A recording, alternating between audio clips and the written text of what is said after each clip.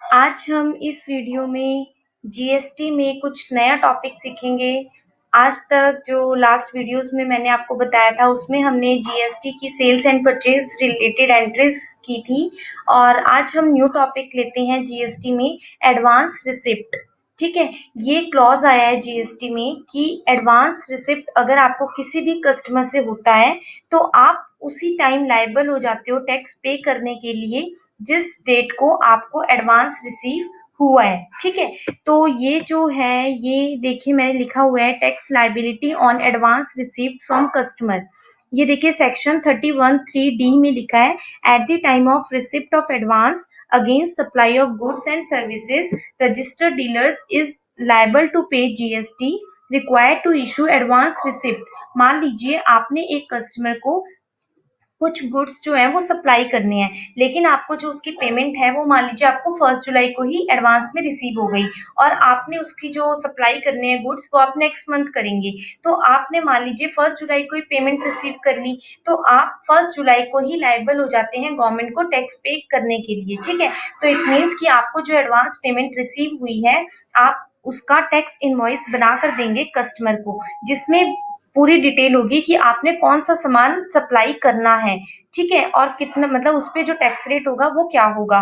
Tax rate depend करता है other states में और सेम स्टेट्स में। ठीक है, आईजीएसटी लगेगा अगर अदर स्टेट्स होगा, अगर सेम स्टेट होगा तो सीजीएसटी और एसजीएसटी होगा। तो वो डिपेंड करेगा आपके कस्टमर पे कि वो कौन से स्टेट में है। ठीक है, तो अब इसमें देखिए आप ये बात का मतलब समझ गए होंगे जो भी मैं आपको ये बता रही हूँ इस सेक्शन में जिसके अकॉर्डिंग भी ये चीज लिखी हुई है। और इसको हम टैली में कैसे करेंगे, एडवांस रिसिप्ट के लिए टैक्स इनवॉइस कैसे बनाएंगे, उसमें जीएसटी को कैलकुलेट करे कैसे करेंगे, इसके लिए हम एक एग्जांपल देखते हैं। ये देखिए एग्जांपल है, मान लीजिए हमें 1 लाख रुपीज जो है वो रिसीव हुए हैं एडवांस में XYZ प्राइवेट लिमिटेड कंपनी से। ठीक है, और इसका देखिए हमारे पास जीएसटीएन नंबर भी है। इस नंबर से हमें पता चलता है कि ये जो कंपनी है ये एक रजिस्टर्ड कंपनी है और इसको हमने 5 LCDs जो है वो सप्लाई करने हैं। अब सप्लाई करने के लिए हमें जो एडवांस पेमेंट रिसीव हो गई है वो हमें पहले ही होगी, तो मेरे को इसको टैक्स इनवॉइस बनाकर देना है इस कंपनी को XYZ प्राइवेट लिमिटेड कंपनी को, जिसमें जो मैं इशू करूंगी इनवॉइस उसमें सारी डिटेल्स हो सप्लाई की। ठीक है, तो अब देखिए हम यहाँ पे टैली में कैसे इस एंट्री को करेंगे। इसके लिए देखिए मैंने एडवांस रिसिप्ट्स के नाम से ये कंपनी क्रिएट की हुई है और आपने सबसे पहले तो जीएसटी को इनेबल करना है। अनेबल करने के लिए हम यहाँ पे स्टैट्यूटरी एंड टैक्सेशन पे जाएंगे। यहाँ पे आपने enable goods and services tax को यस करना है, सेट ऑल्टर जीएसटी डिटेल्स को यस करना है। यहाँ पे स्टेट मेरा हरियाणा रहेगा। यहाँ पे मैंने अपना जीएसटीएन नंबर लिख लिया। ठीक है, और उसके बाद एप्लीकेबल फॉर्म में 1 जुलाई से ये एप्लीकेबल होगा, तो ये एज इट इज हमारी जो डिटेल्स हैं वो हमारी एज इट इज रहेंगी। ठीक है, उसके बाद अब आपने क्या किया, आपको एडवांस रिसीव हुआ है। ठीक है, तो हम क्या करेंगे, रिसिप्ट वाउचर में एंट्री कर लेंगे। आपने सबसे पहले ध्यान रखना है कि जब आप एंट्री करो तो एंट्री आपको 1 जुलाई के बाद की करनी है, मतलब जीएसटी एप्लीकेबल हो जाना चाहिए। अगर आप 1 जुलाई से पहले की एंट्री करेंगे तो वो आपका जो टैक्स है वो कैलकुलेट नहीं करेगा, जीएसटी कैलकुलेट नहीं होगा। ठीक है, तो यहाँ पे मैंने डेट देखिए 1 जुलाई ले रखा है और उसके बाद आपने रिसिप्ट वाउचर पे आके देखिए आपको एक नया वाउचर मिलता है। साइड में आप देखिए यहाँ पे मैंने देखिए यहाँ पे लिखा हुआ है एडवांस रिसिप्ट। यहाँ पे वी के नीचे जो है सिंगल लाइन है, इट मीन्स कि ऑल्ट वी के साथ आपको एडवांस रिसिप्ट का एक न्यू जो है वो लेजर यहाँ पे जो वाउचर है वो आपको मिल जाएगा। देखिए मैं यहाँ पे प्रेस करती हूँ ऑल्ट वी, तो यहाँ पे देखिए एडवांस रिसिप्ट लिखा हुआ आ गया। ठीक है, अब यहाँ पे अकाउंट में आप लिखेंगे कि आपको पेमेंट जो है वो किसके थ्रू रिसीव हुई है। मान लीजिए मेरे को जो चेक रिसीव मान लीजिए मुझे पेमेंट रिसीव हुई है वो मेरे को बैंक के थ्रू रिसीव हुई, तो मैंने इसको एक बैंक का लेजर क्रिएट कर लिया HDFC बैंक के नेम से। ठीक है, तो यहाँ पे हमने ये डिटेल्स में अकाउंट में HDFC बैंक ले लिया। ठीक है, अब उसके बाद यहाँ पे हमें पर्टिकुलर्स में लेना है कि किससे हमें पैसे रिसीव हुए हैं। तो यहाँ पे मैंने अभी आपको एग्जांपल में बताया था XYZ प्राइवेट लिमिटेड कंपनी से हमें रिसीव हुआ था।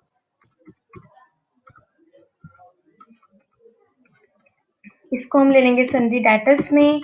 उसके बाद देखिए यहाँ पे हमारा देखिए अभी मैं स्टेट जो है वो सेम रख रही हूँ। ठीक है, हरियाणा स्टेट ही रख रही हूँ और यहाँ पे है सेट ऑल्टर जीएसटी डिटेल्स, इसको आप यस करेंगे। यहाँ पे देखिए रजिस्ट्रेशन टाइप में आ जाएगा रेगुलर।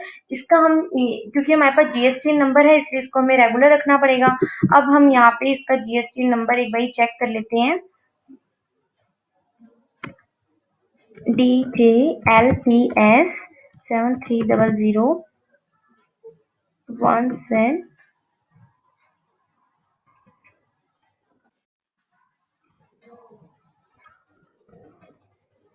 7300 के बाद एक बार इसको देख लेते हैं हम।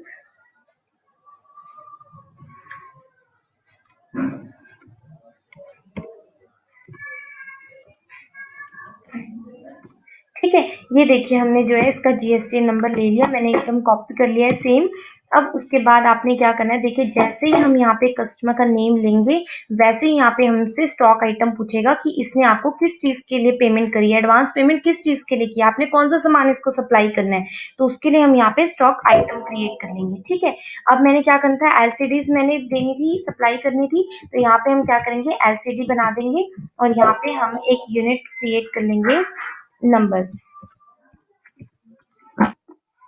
अब यहाँ पे हमने सेट ऑल्टर जीएसटी डिटेल्स में यस करके हमें यहाँ पे जीएसटी फिक्स करना होगा कि एलसीडी पे कितना % टैक्स लगेगा। ठीक है, तो यहाँ पे हम ले लेते हैं कि जो डिस्क्रिप्शन है वो एलसीडी है, ऐसे ले लेते हैं। एचएसएन कोड आपको 8 डिजिट का लेना पड़ेगा, ये आपने ले लिया। उसके बाद यहाँ पे कैलकुलेट टाइप में ऑन वैल्यू ले लिया। ठीक है, अब यहाँ पे हम ले लेते हैं टैक्सेबिलिटी में आपने टैक्सेबल लेना है और यहाँ पे आप टैक्स फिक्स कर देंगे, मान लीजिए 12%, मान लीजिए एलसीडी में जो है वो 12% टैक्स है। ठीक है, तो यहाँ पे सेंट्रल टैक्स और स्टेट टैक्स जो है वो 6% अपने आप डिवाइड हो गया। ठीक है, यहाँ पे देखिए टाइप ऑफ सप्लाई है, यहाँ पे आप गुड्स ले लेंगे और उसके बाद इसको एक्सेप्ट कर लेंगे। ठीक है, अब देखिए यहाँ पे हमारा सेम स्टेट था तो अपने आप सेंट्रल टैक्स और स्टेट टैक्स जो है वो 6% अपने आप डिवाइड हो गया। ठीक है, यहाँ पे हम अमाउंट 12%, यहाँ पे हम अमाउंट लेते हैं, कितनी अमाउंट हमें जो रिसीव हुई है वो 1 लाख रिसीव हुई है। तो उसके बाद देखिए ये अपने आप इसने कैलकुलेट करके जो अमाउंट बचती है वो इसने अपने आप बना दी, और हमें एडवांस में रिसीव हुआ है तो आप एडवांस में ले सकते हैं। ड्यू डेट दे सकते हैं आपने कि भाई कब आप इसको सप्लाई करेंगे, तो आप यहाँ पे ड्यू डेट भी ले सकते हैं अगर आप बिल वाइज डिटेल के ऑप्शन को यूज कर रहे हैं तो। ठीक है, उसके बाद देखिए ये हमारे पास पूरी एंट्री जो है, यहाँ पे आप अपना बैंक का नेम लिख सकते हैं, डिटेल्स डाल सकते हैं और उसके बाद ये एंट्री हमारी एक्सेप्ट हो जाएगी। ठीक है, अब मान लीजिए मेरे को इसका बिल देखना है, मेरे को ये टैक्स इनवॉइस जो मैंने बनाया इसको मैंने कस्टमर को देना है, तो उसके लिए मैं क्या करूंगी, इसी स्क्रीन पे आपने पेज अप वाली की प्रेस करनी है। जब आप पेज अप वाली की प्रेस करेंगे तो आपके पास दोबारा से यही सेम वाउचर आ जाएगा। अब आप इसको क्या करेंगे, ऑल्ट प्लस करेंगे प्रिंट प्रीव्यू के लिए। ठीक है, प्रिंट निकालने के लिए, बट हम उसका एक बारी प्रीव्यू भी देखेंगे। तो प्रीव्यू अगर आपके पास यहाँ पे शो नहीं हो रहा होगा तो आप इसमें कर देना ऑल्ट प्लस आई। अगर आप ऑल्ट प्लस आई कर देंगे तो यहाँ पे देखिए आपके पास लिखा हुआ आ जाएगा विद प्रिंट प्रीव्यू। ठीक है, उसके बाद आप क्या करेंगे, एन प्रेस करेंगे, नो के लिए एन प्रेस करेंगे और यहाँ पे आएगा प्रिंट एडवांस रिसिप्ट, इसको आप यस कर देंगे। इसको यस करना जरूरी है, तभी आपके पास टैक्स इनवॉइस का फॉर्मेट शो होगा। ठीक है, आपने इसको यस करना है, देन एंटर कर देना है। अब देखिए ये मेरे पास एज इट इज बन गया और आपने इसको जूम करने के लिए ऑल्ट प्लस जेड प्रेस करना है। ये देखिए पूरा एडवांस रिसिप्ट के नाम से मेरी कंपनी थी, यहाँ ऊपर एडवांस रिसिप्ट आ गया, जीएसटीएन नंबर आ गया, कंपनी का नेम आ गया, किस जो भी स्टॉक आइटम थी हमारी वो आ जाएगी। यहाँ पे देखिए टोटल जो अमाउंट बनी टैक्स को निकाल के वो अमाउंट आ जाएगी, नीचे टैक्स की अमाउंट आ जाएगी। देखिए ये हमारी टैक्सेबल वैल्यू जो है वो हमारी ये है, रेट 6%, अमाउंट इतना बन गया, स्टेट टैक्स 6% इतना बन गया, तो टोटल जो है वो हमारी इतनी अमाउंट हमारी टोटल बन जाएगी। ठीक है, तो ऐसे करके हम जो है ये इनवॉइस जो है ये हम एडवांस रिसिप्ट में बना सकते हैं। अब इस एंट्री को अगर हम चेक करना चाहें तो उसके लिए देखिए हम क्या करेंगे, यहाँ पे हम सबसे पहले आएंगे डिस्प्ले पे, स्टैट्यूटरी रिपोर्ट्स पे, जीएसटी पे, यहाँ पे आपने आना है। ये जो आपने देखिए एडवांस रिसिप्ट का जो टैक्स ये आपने